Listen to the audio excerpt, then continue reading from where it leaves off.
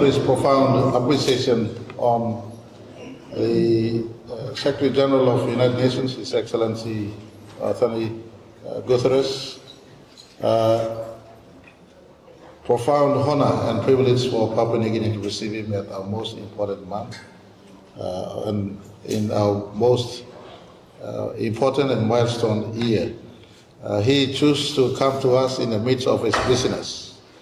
Since October 10th, 1975, when Papua New Guinea became a member of the United Nations family, up till today, we have never been graced by Secretary General from the United Nations.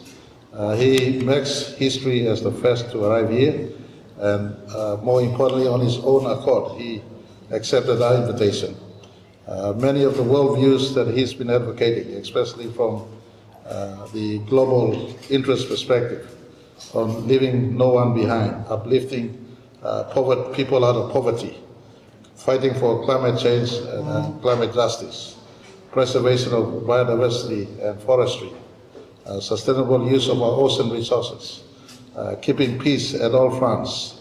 PNG context, the maintenance of Bougainville Peace Agreement and other peace program that is being run, that has a strong input by United Nations, and their continued involvement to us has been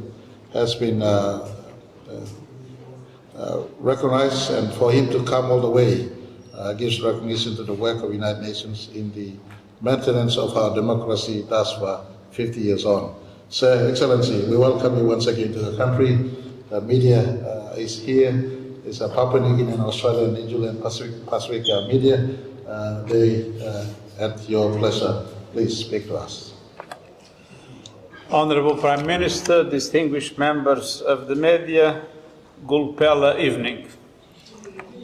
Let me begin by thanking the Prime Minister Marape and the government and people of Papua New Guinea for their very warm welcome.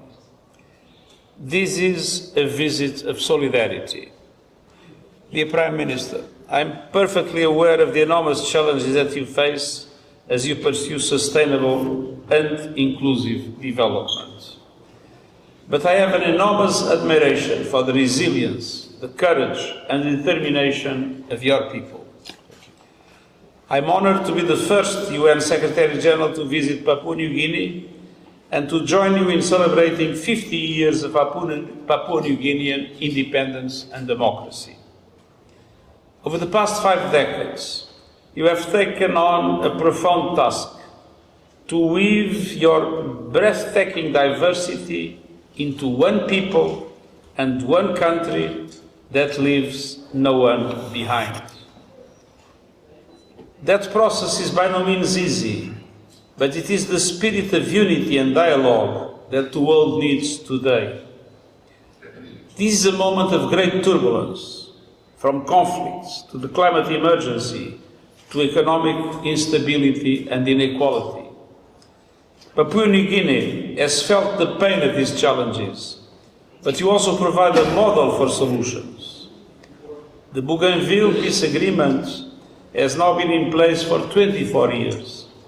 Its durability is a symbol of what can be achieved through perseverance and mutual respect. And the United Nations has walked with you on this journey, from weapons disposal to the 2019 referendum, and will continue to stand beside you as the next phase begins. I salute the people of Bougainville as they prepare to cast their votes in the 5th autonomous election since the agreement, and wish them a safe and rewarding polling day.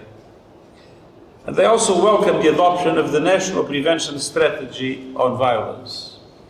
Every person deserves to live without fear, regardless of their tribe or gender. This strategy is an important step towards that future. For more than a decade, the UN Peacebuilding Fund has supported complementary efforts, including conflict resolution, sustainable agriculture, and access to health care. I will have the opportunity to witness this work firsthand around the country, where the United Nations is honored to support your efforts. We work extensively with young people who make up a full 60% of Papua New Guinea's population and are one of the nation's greatest assets. We must ensure that they have opportunities they need to thrive. There is another group for whom our partnership is especially relevant: women. On this visit, I look forward to meeting with female community leaders.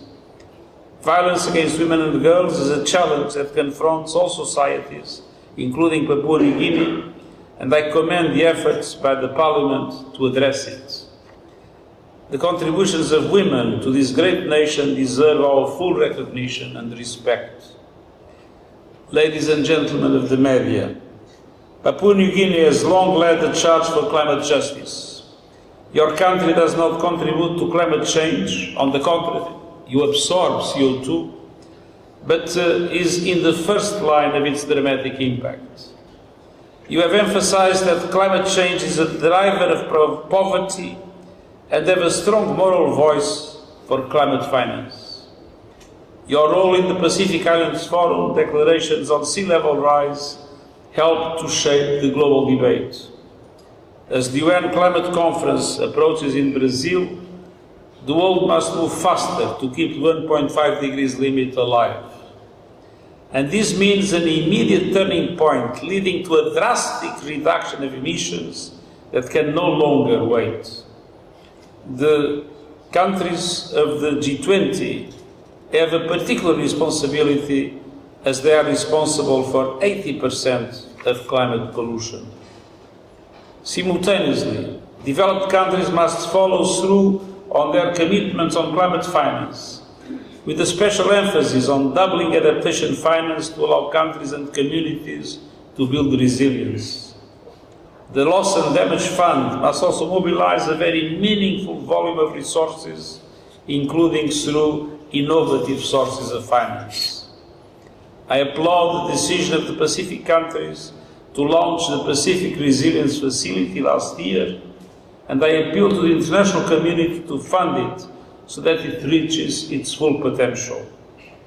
The COP in Brazil must also produce a credible path to achieve the $1.3 trillion objective decided in Baku. Just as climate finance is essential, so is development finance. I applaud Papua New Guinea's drive to implement the Sustainable Development Goals, action that must be matched by the entire global community.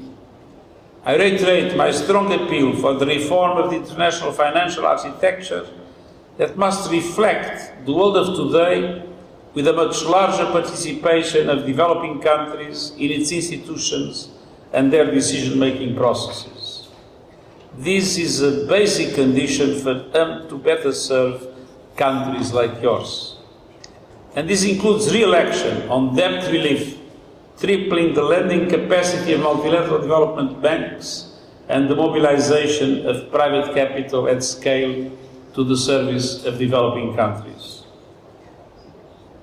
Dear members of the media, once again, I congratulate Papua New Guinea on 50 years of independence and democracy, and thank you for your commitment to multilateralism.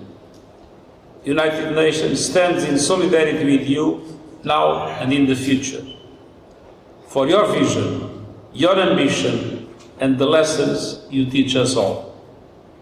Thank you, Tumas Olgeta.